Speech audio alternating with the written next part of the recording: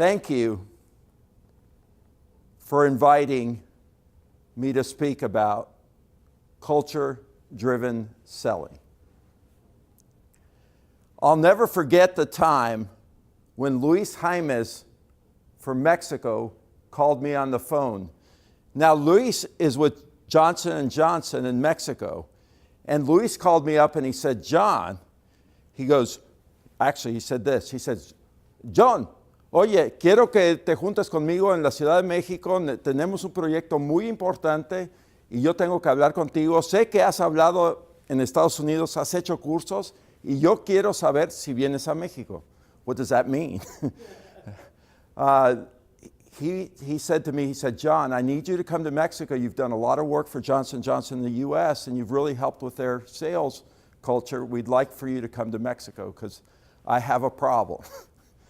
So I said, when do you need me, Luis? And he said, I need you to come tomorrow. I said, well, I just got back from a trip, so I'll take a nap. I'll be ready to fly out tomorrow night and I'll meet you for dinner. So as is common in Mexico, we met for dinner. We had some tequilas, and we talked about business at the end, which is what you do in Mexico. That's part of their culture. So the business part was basically this.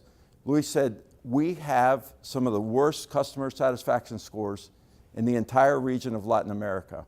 You've helped the US. I need you to help us to change the behavior of the engineers from a technical culture to a service culture and a people-focused culture. I said, well, it normally takes about 6 months to 3 years to change behavior in people. And we're specialists in that. So it'll take me about a year. And what is your goal? He said, what's going to happen if you don't reach that goal? He said, I'm going to get fired. He said, me van a correr. And I said, oh, that's not good. So we started working with them. And the people were very open. We built a very nice training program for them.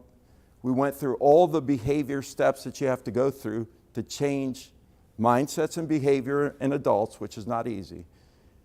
And at the end of the year, Luis called me from the beach.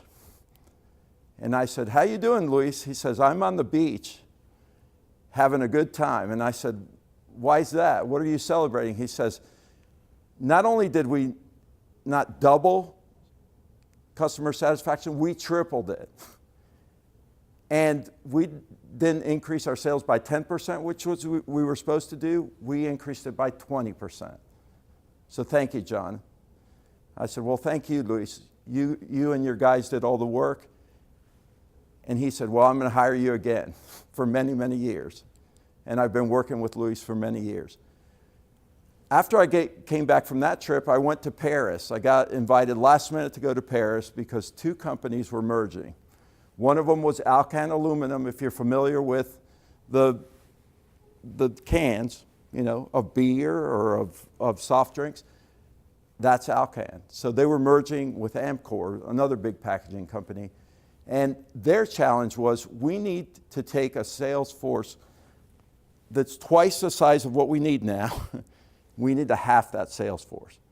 And I said, I would recommend that instead of just looking at the technical skills, that you also look at their people skills. And we can do that through behavioral interviewing, what we call culture-driven selling, values and behaviors that great salespeople have.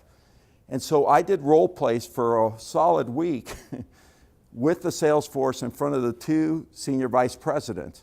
And they selected half of the sales force to continue with them based on not only their technical skills, also their people skills and how well they fit into the culture that they were trying to create at this new company. So at the end of that week, the guy said, John, I have never seen anything like this. We have never tried anything like this, and it looks like it's going to be a huge success. I said, you now have great salespeople. I know it was tough because you had to select. And about a year later, he called me and he said, John, that was the best exercise we ever went through. The culture's working great, and our people are extremely successful. As a matter of fact, we're one of the most successful sales forces in the packaging industry. So if I were to leave you with just one piece of advice from this video, I would tell you to focus on the culture, on what we call culture-driven selling, and not the processes and strategies as much, because that's the majority of what companies are focusing on. There's a lot of process-driven systems out there. Spin selling, value selling, integrity selling, the challenger model, they're all great. The problem is they don't get fully implemented, and billions of dollars are wasted on these systems. Focus on the salespeople, focus on the culture, on culture-driven selling. When I learned about how important the people part of the business was, I was working for Frito-Lay. So we talked about J&J, and now we're going to talk about Frito-Lay, right? So at Frito-Lay, I was responsible for a $200 million candy business. I had worked in the confectionery business earlier in my career. They brought me in and they said, this line is completely flat. I need you to grow it by at least 10%. And if you don't do it within a year, you're fired. I said, oh, well, that's a nice welcoming. So I went to Frito-Lay, and instead of focusing on the processes and systems and all that, which we did a little bit of work in, I focused on the people part. I made friends with the salespeople. We had about 3,000 route trucks out there. We made friends. I probably met all 3,000 of the salespeople. I was really good to our employees. They worked really, really hard. We got to meet all the suppliers. We were really, really great partners with them.